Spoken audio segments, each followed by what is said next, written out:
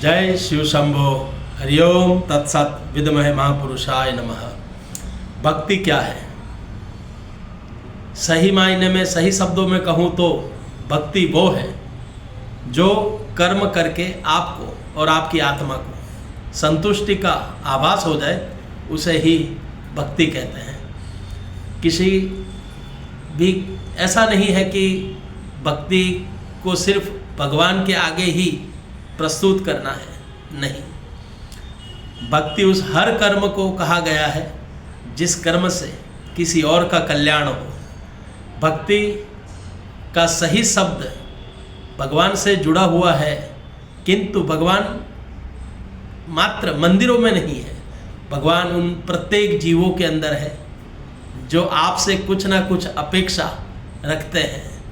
मान लो आप कहीं तीर्थ स्थान पर घूमने गए, वहाँ किसी भूखे व्यक्ति ने आपकी तरफ एक भाव से देखा, दया के भाव से देखा कि शायद ये महाजन मुझे कुछ खाना खिला दे, और आपको उसने बोला नहीं है, किंतु आप उसकी बात और उसकी आंखों को पढ़कर समझ गए कि उसे भूख लगी है, तो समझिएगा ये आदेश आपके भगवान ही आपको कर रहे हैं कि जा तो उसकी मदद कर।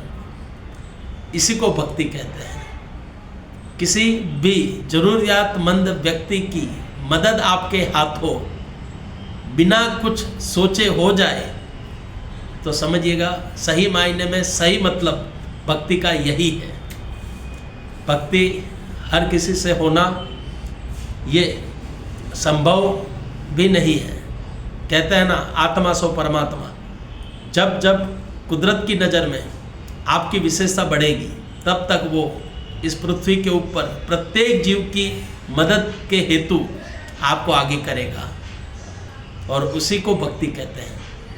भगवान के आगे भक्ति प्रत्येक जीव करता है, किंतु दूसरे जीव को प्रसन्न करके अपने आत्मा के सामने एक अच्छा व्यक्तित्व पेश कर देना, उसी को भक्ति कहते हैं।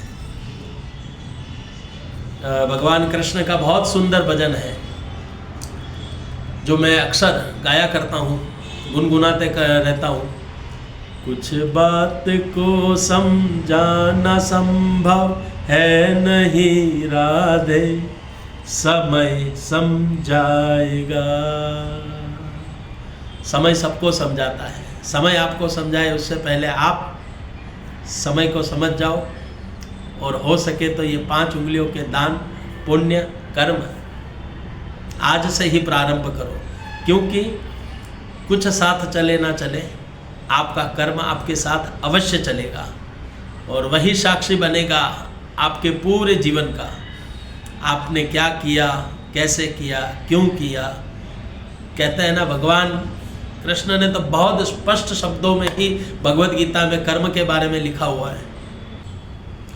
कर्म तेरे अच्छे है तो किस्मत तेरी दासी है, और नीयत तेरी सच्ची है तो घर में मथुरा काशी है। और कहीं जाने की आवश्यकता नहीं, आप अपने कर्म से यहीं पर अपना पुण्य का जो भाव है उसे उत्पन्न कर सकते हो। आइए मेरे साथ बोलिए, हर हर महादेव शंभो शंभो।